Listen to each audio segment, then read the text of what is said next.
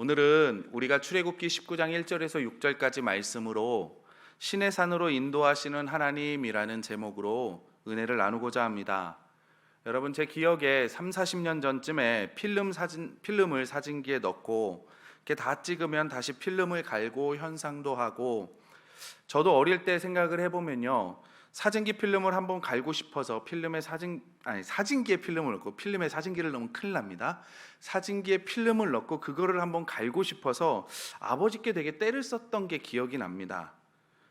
그리고 이제 잊을 수 없는 거 우리 다 아시죠? 코닥 필름 그래가지고요, 한번 필름을 넣으면 한 30장에서 36장의 사진을 찍고요, 다 찍은 다음에 이렇게 감아줘야 되는데 제가 모르고 뚜껑을 열어서 버린 적도 많고 그랬습니다.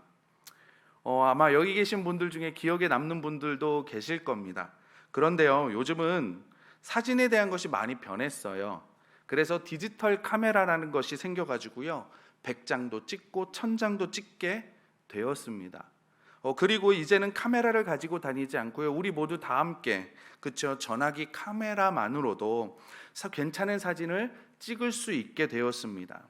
그리고 우리는 길을 가다가 그렇게 사진을 찍는 모습을 종종 많이 보기도 하죠. 이제 필름 카메라는 추억의 사진이 되었습니다. 그리고 코닥이라는 회사도 명함을 내밀지 못하는, 점점 작아져가는 그런 회사가 되었죠. 그런데 여러분, 요즘 우리가 사진을 찍는 데 사용되어지는 디지털 카메라라는 이 카메라를 제일 먼저 발명한 회사가 코닥이라는 거 아십니까? 이 디지털 카메라를 제일 먼저 발명을 한 다음에요, 경영자들에게 보여줬는데 경영진들이 야, 이거는 필름을 읽을 수 없어 라는 그 사고 때문에요, 디지털로 전환되어지는 시대의 변화를 깨닫지 못했습니다. 그래서 제일 먼저 디지털 카메라를 발명을 했는데 결국에는 뒤안길로 사라져야만 되는 비운의 회사가 되어버렸죠. 그런데 이런 것도요, 신앙에도 이런 전환과 변환이 있습니다. 어떤 길을 선택해서 걸어가느냐에 따라서요, 그의 삶은 판이에게 달라집니다.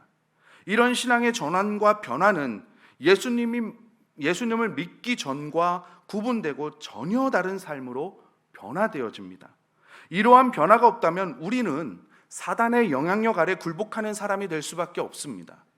하지만 우리가 새로운 피조물로서 적응하는 삶을 살아갈 때 세상에 영향력을 미치는 의미 있는 사람으로 세워나갈 줄 믿습니다. 신앙인의 변화는 에서의 길에서 야곱의 길로 변화되어지는 것입니다. 엘리 집안은 망해가고 사무엘은 흥하는 차이를 여러분 아십니까? 사울의 집안은 몰락하고 다윗의 집안은 세워지는 차이가 어디에 있습니까?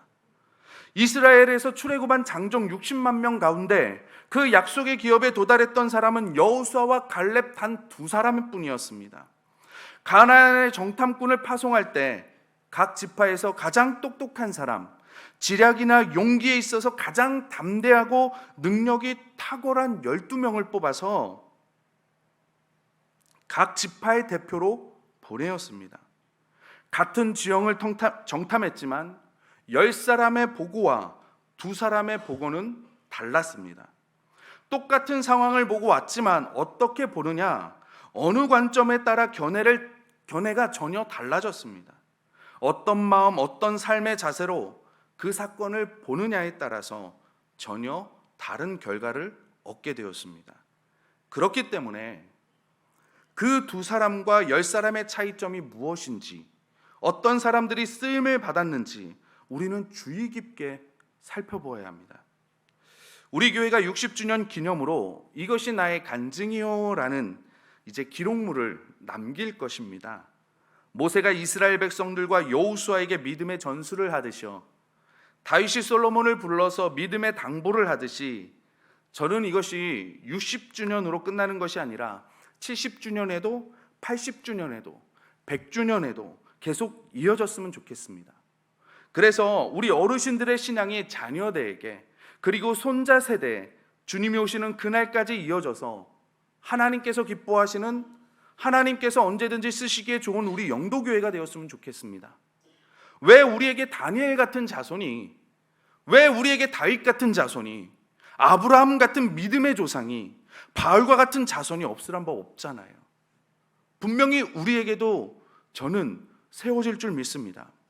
물론 성경에서 우리가 믿음의 선진들을 찾고 그들의 삶을 배우는 것도 중요하지만 저는 우리 교회 안에서 10년 전에, 20년 전에, 30년 전에 있었던 믿음의 우리의 아버지, 할아버지 세대의 믿음의 삶을 배우고 다음 세대에게, 다다음 세대에게, 그래서 30배, 60배, 100배의 열매를 맺기를 원합니다. 아브라함 혼자 떠났던 그 길에 아들 이삭이, 야곱이, 그리고 12아들이, 그리고 어느덧 60만 명의 장정이, 한 민족이 그 민족을 통해서 예수 그리스도께서 탄생하시고 제자들과 그리스도인들이 그 믿음이 이어져서 지금 저와 여러분들이 복음의 능력을 누리는 거 아니겠습니까? 우리도 받은 것이 있는 만큼 우리의 후손들에게 먼저 복음 받은 빚진 자의 마음으로 믿음의 전수를 이루어갔으면 좋겠습니다.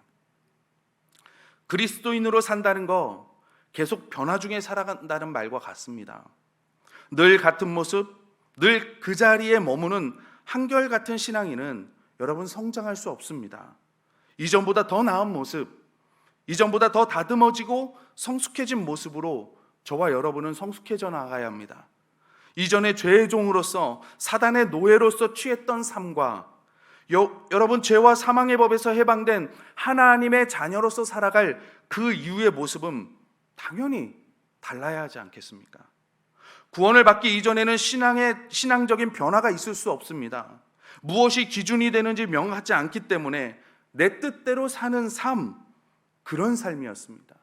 하지만 구원받은 이후에는 오직 예수 그리스도만이 분명한 표대가 되시기 때문에 그것만을 바라보며 다름질하게 됩니다.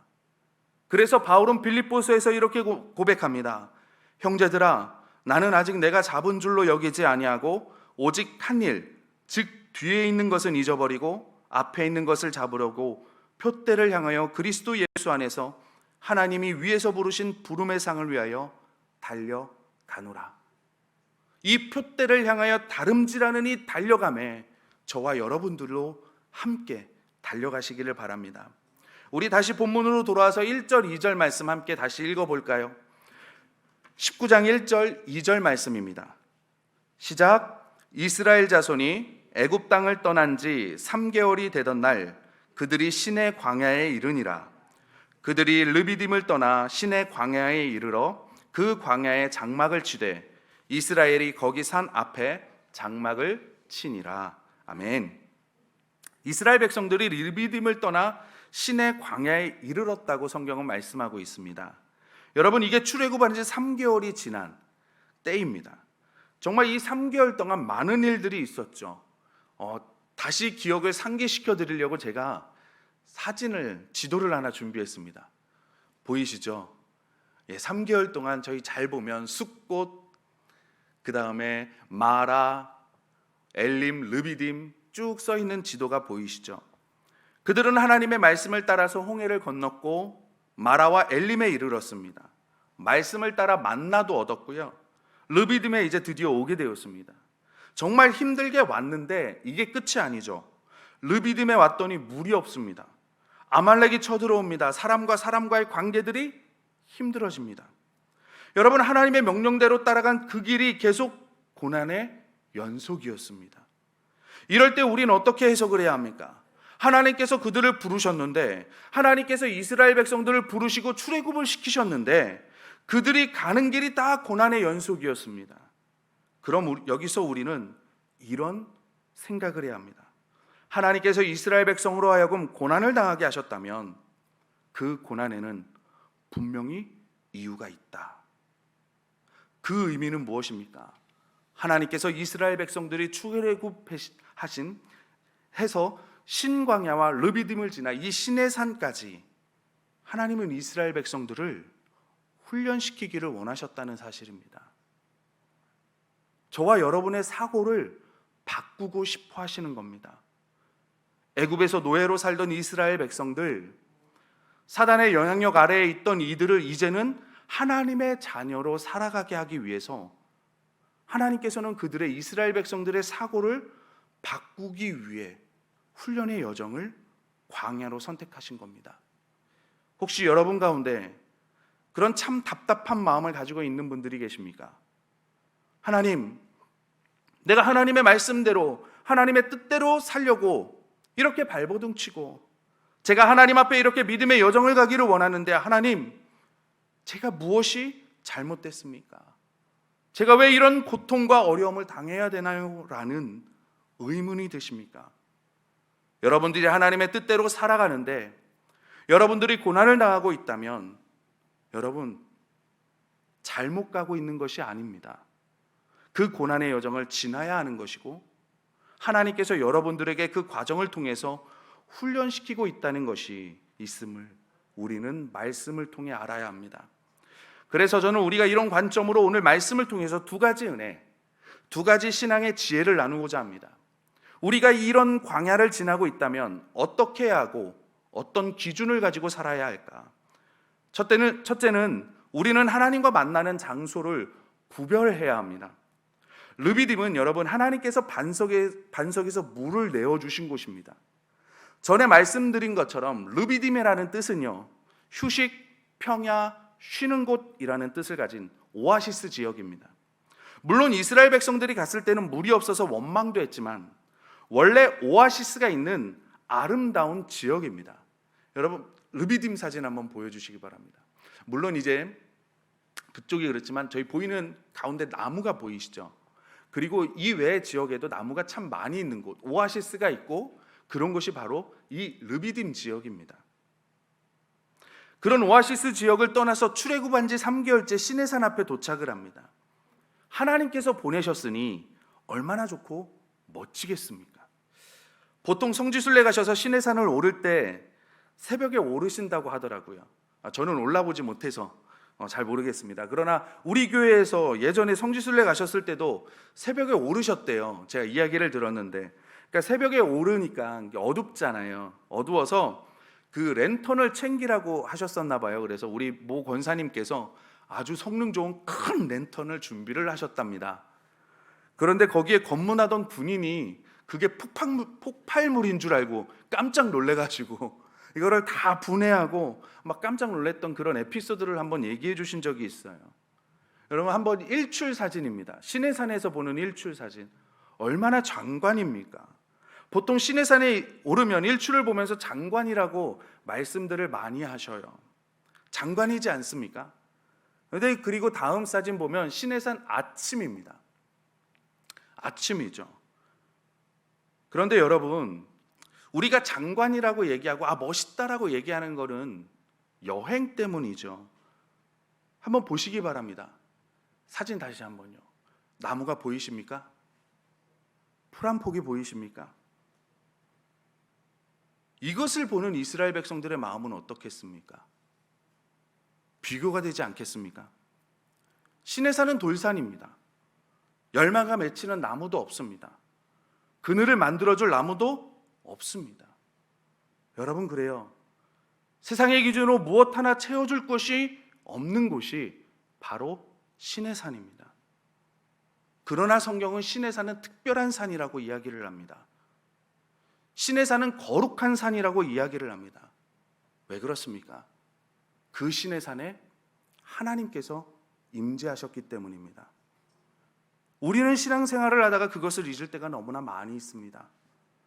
하나님께서 임재하시면요 초막이나 궁궐이나 하늘나라가 될 줄 믿습니다. 하나님께서 임재하시면 그 자리가 영광의 장소가 될 줄 믿습니다. 하나님께서 임재하시면 사망의 음침한 골짜기를 다닐지라도 우리가 두려워하지 않을 줄 믿습니다. 솔직히 하나님은 마라에도 만나시고 르비딤에서도 만나시고 홍해에서도 만나셨습니다. 그러나 하나님께서 특별히 아무도 없는 시내산으로 데려오신 이유가 있습니다.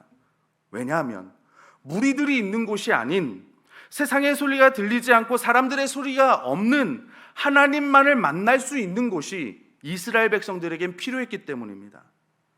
여러분 제가 짧은 인생을 살다 보니까요 하나님을 가장 간절하게 하나님의 이름을 가장 크게 부를 때가 언제냐면 평탄할 때가 아니라 물론 평탄할 때도 부릅니다. 그러나 대부분은 뭔가 문제가 풀리지 않을 때 뭔가 의지할 것이 없을 때, 보여지지 않을 때더라고요. 그래서 성경이 말씀하잖아요. 설 때 넘어질까 조심하라. 그래서 신앙인들은 반드시 광야에서 하나님을 만납니다. 그리고 신앙인들의 삶 속에 하나님의 역사는 광야에서 시작되는 겁니다. 여러분, 신의 상이 딱인 거예요. 왜냐하면 하나님밖에 바라볼 수 없기 때문입니다. 하나님의 임재밖에 구할 것이 없는 곳이 신의 산이기 때문입니다. 예수님도 한적한 곳에 가셔서 기도하셨습니다. 예수님을 저주하고 갈릴리로 도망간 베드로도 예수님과 둘만의 시간이 있지 않았습니까? 베드로가 그날 밤 물고기를 잡지 못하고 있을 때 예수님께서 배 오른편에 던지라 하시니 물고기 153마리가 잡히던 그 자리에 말씀하신 것이 아닙니다. 숯불에 떡과 생선을 구우면서 제자들에게 주시고 조용하게 베드로에게 물어보셨습니다. 요한의 아들 시몬아, 내가 나를 사랑하느냐? 하나님이 야곱을 만나주신 자리는 형제들과 있는 자리가 아닙니다. 부모님과 있는 자리가 아닙니다.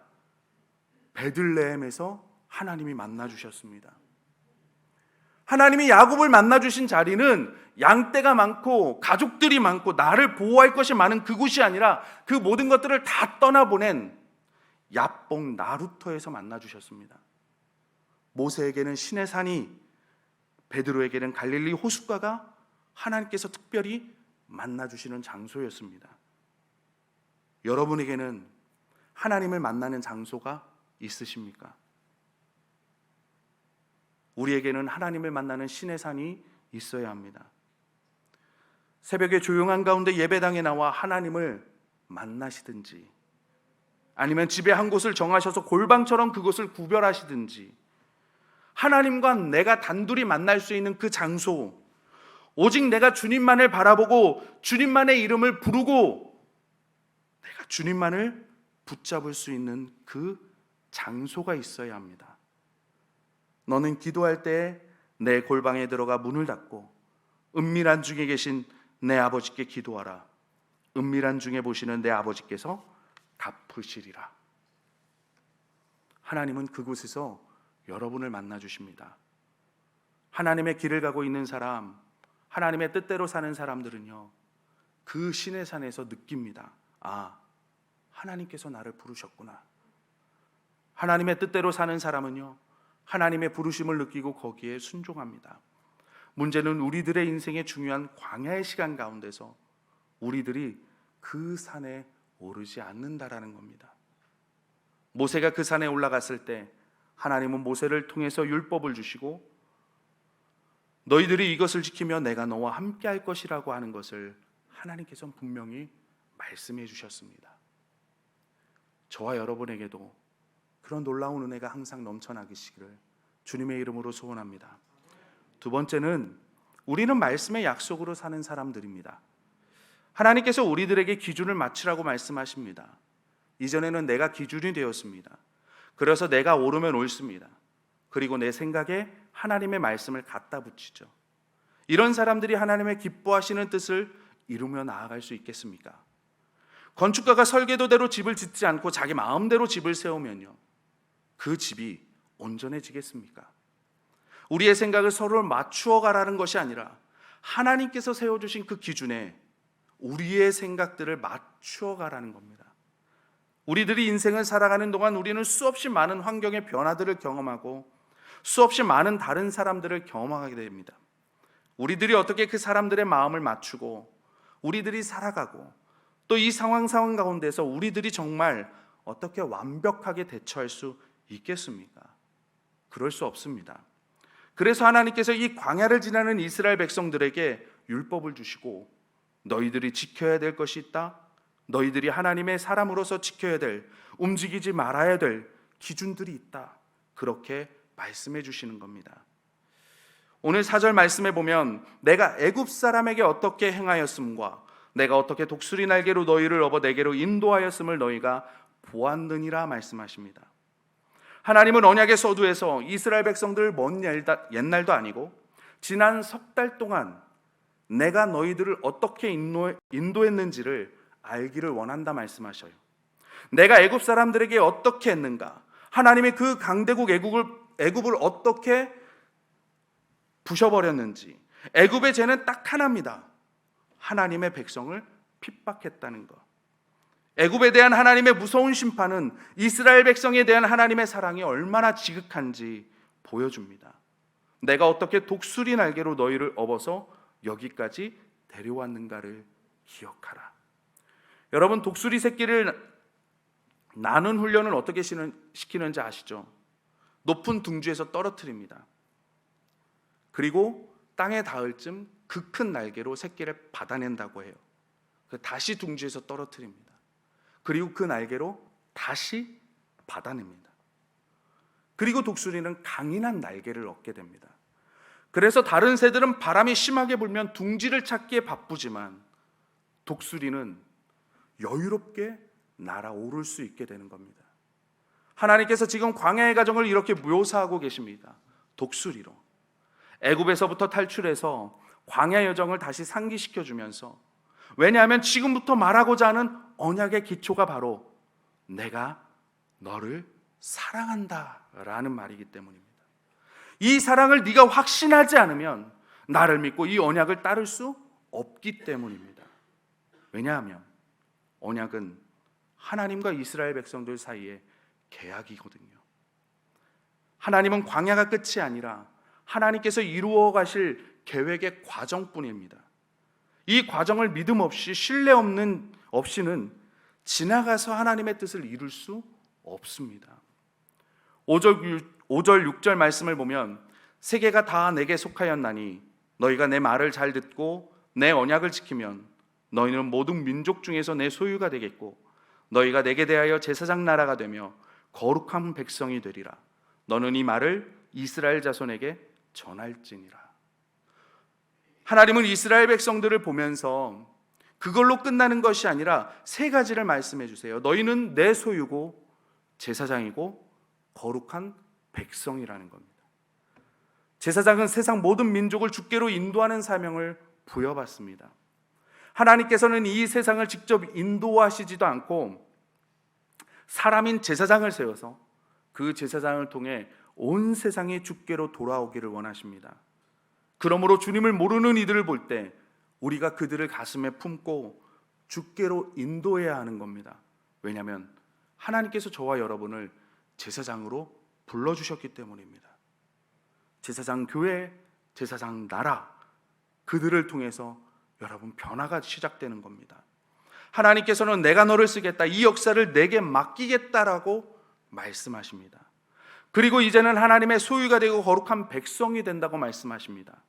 하나님의 소유가 된다는 말은 가장 소중한 보물로 인정한다는 겁니다. 많은 소유가 아니라 하나님은 그 많은 소유들 중에 특별하게 너희를 불렀다는 겁니다. 이 세계가 다 하나님의 것이지만 그 중에서 특별하게 너희를 불렀다는 겁니다. 여러분, 단순한 소유가 아닙니다. 하나님 앞에서 소중한 존재이므로 거룩한 백성, 곧 하나님을 위해 사용하도록 특별히 구별시켜 놓았다는 겁니다. 우리는 하나님께서 하나님 자신만을 위해서 이 땅에 구별시켜 놓으신 백성인 줄 믿습니다. 그러니까 애굽이나 아말렉 같은 민족들이 이스라엘 백성들, 너희들을 건드리면 다 망하게 되는 이유는 이스라엘 백성들이 잘나서가 아니라 이스라엘 백성들이 하나님의 보물이기 때문에 그렇습니다.